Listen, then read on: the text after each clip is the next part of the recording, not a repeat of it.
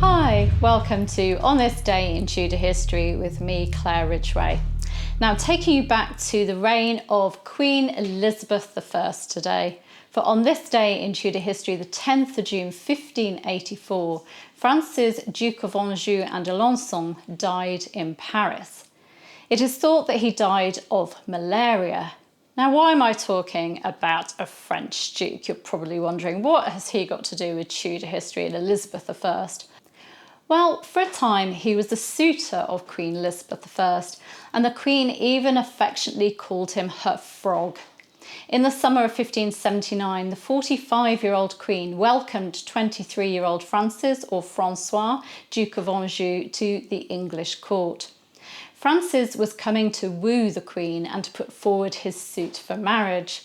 Historian Anna Whitelock, in an article on the History Extra website, writes, "It was not an ideal match. Anjou was a 20-something, tiny and pockmarked Catholic who was widely rumoured to be a transvestite.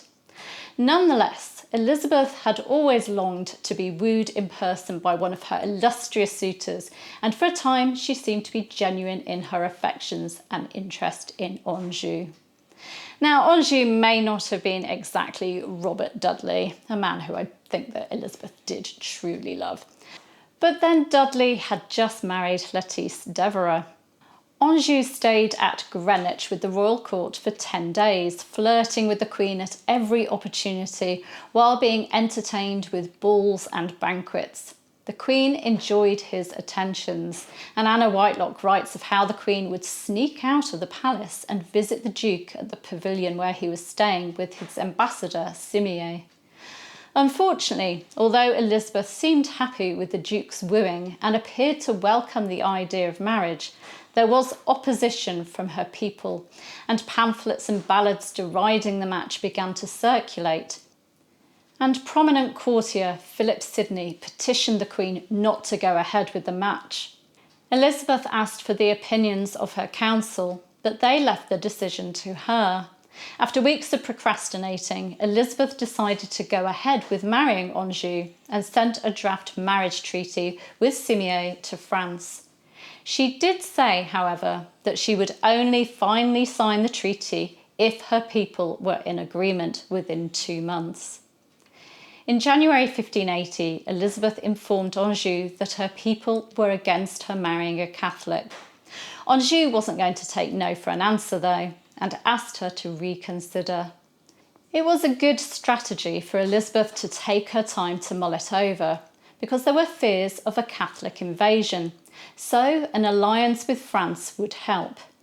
In April 1581, a large French embassy came to England to negotiate terms for the marriage, staying 6 weeks and hoping to attend the marriage of Elizabeth and Anjou. But although Elizabeth was interested in an alliance with France, she now didn't want to include a marriage.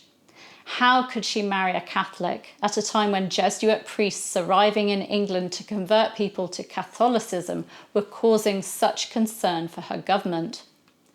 The French ambassador tried to push the Queen, saying that she needed to marry the Duke because she'd already slept with him, a rumour that Elizabeth firmly denied. While Elizabeth argued the case for not marrying Anjou, pointing out the age gap, Anjou wooed her with love letters, and rather hot and steamy letters too. He wrote of how he wanted to be kissing and re-kissing all that your beautiful majesty can think of, and to be in bed between the sheets of your beautiful arms. He travelled to England in October 1581, hoping to persuade her, and Elizabeth fell under his spell once more, visiting him every morning while he was still in bed to take him a cup of broth. On the 22nd of November 1581, the Queen told the French ambassador to let Anjou's brother, the King of France, know that she would marry Anjou. And then she kissed the Duke and gave him a ring as her pledge. This public act upset members of her Privy Council and Elizabeth's ladies, who begged her not to marry a foreigner. Elizabeth had to do an about-turn and let the Duke down gently. He left England in February 1582. leaving a seemingly grief-stricken Elizabeth, who even wrote a poem on Monsieur's departure, which I will share with you in the description, so please do read it, it's very moving. The Queen and Anjou carried on writing to each other, but any idea of marriage came to an end when Anjou died of a fever, probably malaria, on this day in 1584. When she was told of his death, she was greatly grieved and went into mourning, wearing black for 6 months and weeping in public every day for 3 weeks. Was Elizabeth ever serious about marrying this French duke? Or did it suit her to procrastinate and keep her foreign policy options open? Well, it's hard to know, but there does seem to have been true affection, if not love, between the two. Now, why did Elizabeth call Anjou her frog? Well, we don't know. Possibly he had bandy legs, or it might simply be that he gave her a frog-shaped piece of jewellery. Elizabeth loved to give her friends and advisors nicknames. William Cecil was her spirit. Sir Francis Walsingham was her moor. Dudley, her eyes.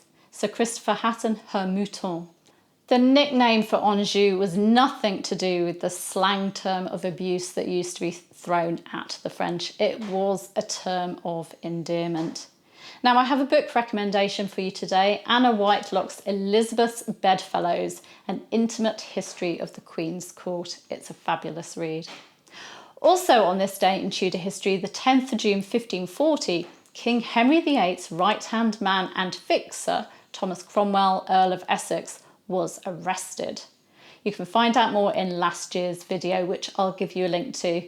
The link you will find in the description. Take care. You can subscribe by clicking just about there. You can hit the bell to be notified as these videos go live, and you can of course give me a like and leave a comment. Thank you for joining me today. I'll be back tomorrow. Bye bye.